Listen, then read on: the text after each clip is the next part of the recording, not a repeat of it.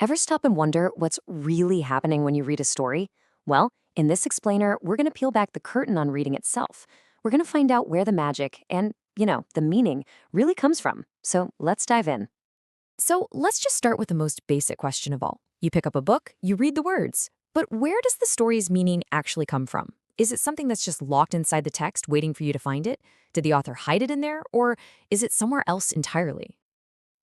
For a long, long time, the answer to that question seemed pretty obvious. But then, around the middle of the 20th century, this wave of new ideas came along. People call it literary theory, and it just swept through and challenged everything we thought we knew.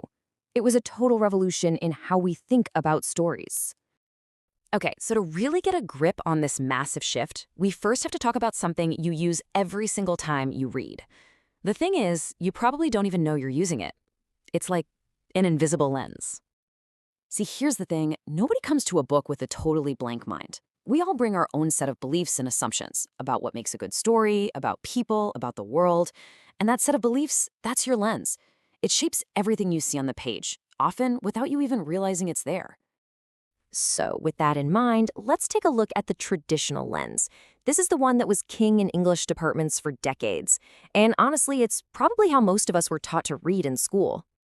The technical name for this is liberal humanism. And I know that sounds kind of fancy, but don't let it throw you. At its core, it's a pretty simple idea. It's the belief that great literature is timeless, that it speaks to a universal human experience that we all share.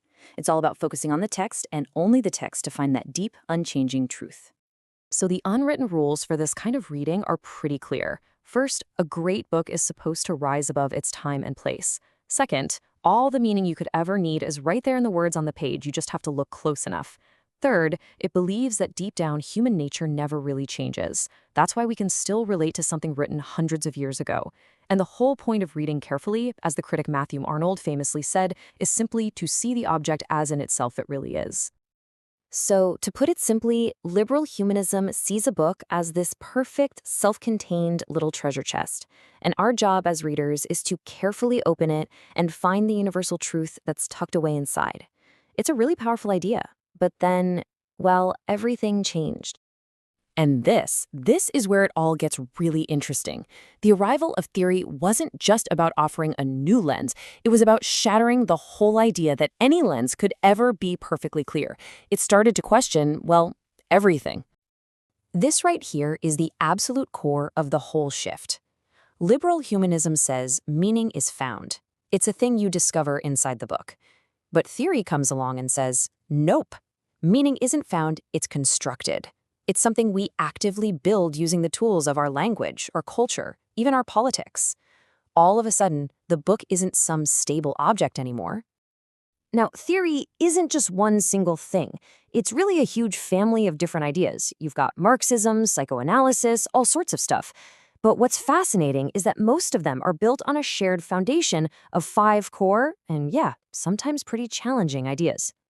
Let's just quickly walk through these because they're genuine game changers. First, politics is pervasive. This means no story is ever truly innocent. You can always ask, who benefits from this? Second, language is constitutive. This is a huge one. It means language doesn't just describe our world. It actually helps create our reality. Third, truth is provisional. Instead of one big absolute truth, theory suggests there are many truths, and they all depend on your point of view. Fourth, meaning is contingent. It's not fixed. It can change depending on the context or the person reading. And last, this idea that a universal human nature is a construct. This totally flips the old idea that we all experience the world in the same basic way. It's a radical shift, right? Okay, I know this all sounds really abstract and, theoretical. So to make it real, let's put on our critic hats for a minute. We're going to take one short, intense story and see what happens when we look at it through 2 totally different lenses. So we're diving into Edgar Allan Poe's The Oval Portrait. It's this super creepy story about an artist who becomes obsessed with painting a portrait of his wife. He gets so caught up in capturing her perfect image on the canvas that he doesn't even notice she's literally wasting away right next to him. And the story ends with him putting the final brushstroke on the painting, looking up, and delivering this gut punch of a line. She was dead. All right, let's put our competing ways of reading to the test. First, we'll use that traditional liberal humanist lens. And then we'll switch to a classic theory lens called structuralism, which, to keep it simple, is all about looking for the hidden patterns and structures that hold a story together. Look at how different this is. The lens you use completely changes what you're even looking for. The liberal humanist is asking, what's the big takeaway here? What's the moral? And it finds this timeless struggle between art and life.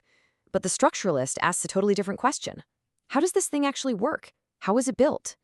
It's not looking for a moral. It's looking for the underlying patterns. These pairs of opposites, like male versus female, or the dark castle versus the bright painting. And this is the absolute key to everything. It is the exact same story, the same words on the page, but just by changing our lens, by asking different kinds of questions, we end up with two completely different, totally valid meanings. So meaning isn't just sitting there in the text, it's something that gets created in that dynamic space between the story and the person reading it. So that brings us to the big so what question, right? If there's no single correct meaning, then what's the whole point of all this? Well, here's the thing. The goal of learning about all these different lenses isn't to finally discover the one true answer. It's not about proving one way of reading is right and all the others are wrong. It's just about expanding your vision. It's about being able to see a story, or anything really, in new and surprising ways. Think of it this way. Every new lens is another tool you can add to your mental toolkit. And having more tools means you can ask much deeper, more interesting questions about what you're reading. And that, in turn, helps you see not just how a story is put together, but how our whole world is constructed, through language, through culture, and through the stories we tell. So next time you read a book, or watch a movie, or even just see an ad pop up on your screen, just take a second and ask yourself, what lens am I using to see this? Am I looking for the timeless moral? Am I trying to find the hidden patterns? Am I wondering who holds the power in this narrative? The choice is yours. And that choice, that's where the real adventure of reading truly begins.